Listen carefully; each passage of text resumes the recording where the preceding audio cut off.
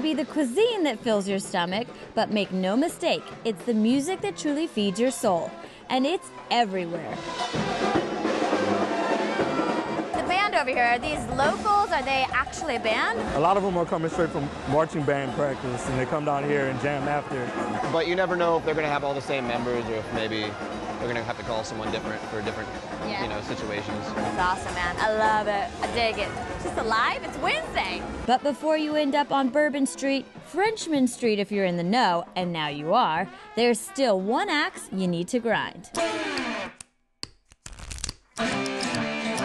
A luthier is someone who makes a stringed instrument.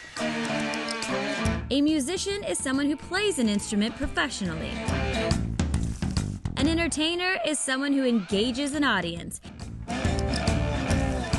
And according to Vincent Guidroz of New Orleans Guitar Company, he himself is none of these things. What do you consider yourself to be? I guess at my core a sculptor, somebody that makes things, and I just build guitars. Handmade, one-of-a-kind, musical masterpieces, and it all starts with the wood. How do you choose which wood for which piece? All of it has different sound. Harder species, they're going to produce more of a higher mid response. The softer stuff, cypress, redwoods, cedar, spruce, it winds up being a more forgiving, softer, warmer, rounder tone. Okay. All of these pieces here that you see were from a tree that we pulled out of Lake Salvador 10 years ago. Wow. So this was an axe-cut cypress tree that had been underwater since the last clearing of the swamp, so that was 1920s. Wow. So, you want to bend some wood? I definitely want to bend some wood. What time is it? With our species of lumber selected, we begin building by giving the instrument shape and form. Whoa! Hi-ya! So, we're going to bend the sidewall on this pipe. It's like a guitar curling iron. Exactly.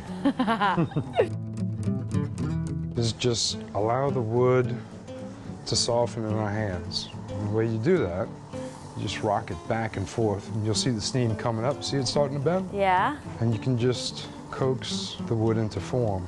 But do you know where to do the curves? Well, you just eyeball it. Ah. Right? Yeah. All right. Nice. Just rock it back and forth. You see the steam starting to happen? Did you go to like guitar making school? I mean, how did you even find these tools? You make them. You made this. Yeah, well, it's all pretty caveman kind of stuff, you know? Not to me. So, we'll even that out. Okay. Yeah. We trim our sidewalls. That's it. Woohoo! Affix them to the form mold. Oh, God. Got it?